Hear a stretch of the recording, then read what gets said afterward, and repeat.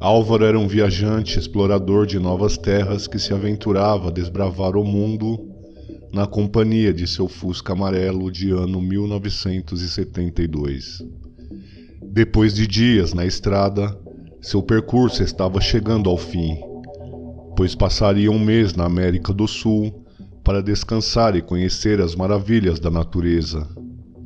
O relógio marcava perto do meio-dia quando ele atravessou a fronteira para seguir adiante sobre uma longa estrada de terra. Enquanto apreciava a verde paisagem ao seu redor, percebeu uma trilha que desviava o caminho para dentro da mata. A trilha era estreita, o que o impedia a passagem do veículo, obrigando o condutor a seguir a pé.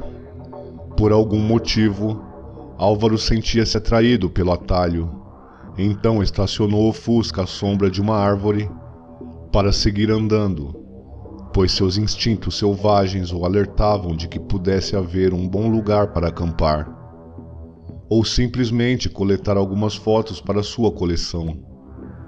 Depois de algum tempo sobre a trilha íngreme, Álvaro avistou um vilarejo não longe dali, e então decidiu ir até lá em busca de um pouco de água. Não demorou para ele caminhar entre os barracos que constituíam a arquitetura rústica do lugar. Apesar de parecer uma vila abandonada, logo surgiram crianças e adolescentes que vieram até ele. "Seja bem-vindo, senhor", recepcionou um menino de peito nu. "Estou com sede, menino." Como se já soubesse da necessidade do forasteiro, outro menino já trazia nas mãos um pote com água. "Beba, senhor." Álvaro bebeu a água, deixando um pouco para refrescar sua face suada. "Muito obrigado, mas onde estão os adultos?" "Não há adultos por aqui. Apenas nós, senhor", disse o adolescente mais velho.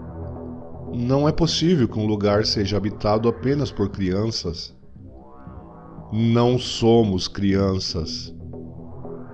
Álvaro não pôde conter o riso, para desagrado daquele que o falava. "Onde está a graça, senhor?"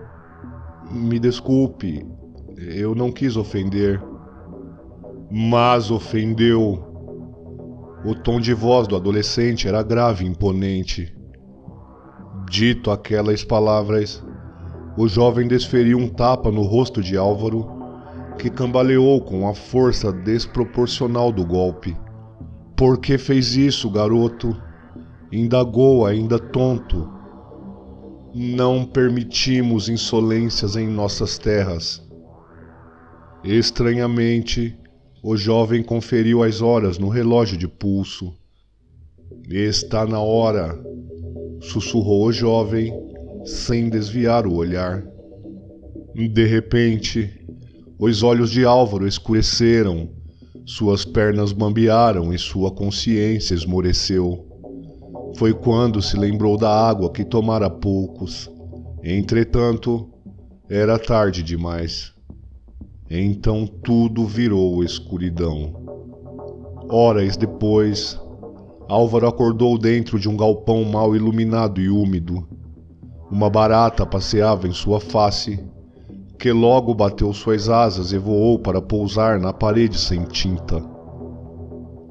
Confuso, ele olhou para o lado e viu que havia uma mulher de mãos e pés atados e boca amordaçada, assim como ele. Decidido a se livrar das amarras, Álvaro forçou seus punhos e pouco a pouco conseguiu libertar suas mãos. Depois, todo o resto. Rapidamente, ele libertou a mulher, que estava fraca e balbuciante. "Há quanto tempo está aqui?" Eu acho que 1 ou 2 dias, respondeu ela de maneira quase inaudível. "Temos que sair daqui. Venha, vou ajudá-la a andar." "Não podemos. Eles estão nos vigiando." "São apenas crianças. Foram eles quem nos colocaram nesta situação." Não podemos perder tempo, vamos. Álvaro apoiou o braço da mulher em seus ombros e caminharam para a saída. Estranhamente, a porta não estava fechada. Também não havia ninguém lá fora. O caminho estava livre para os dois, que seguiram em frente por um terreno de mato rasteiro.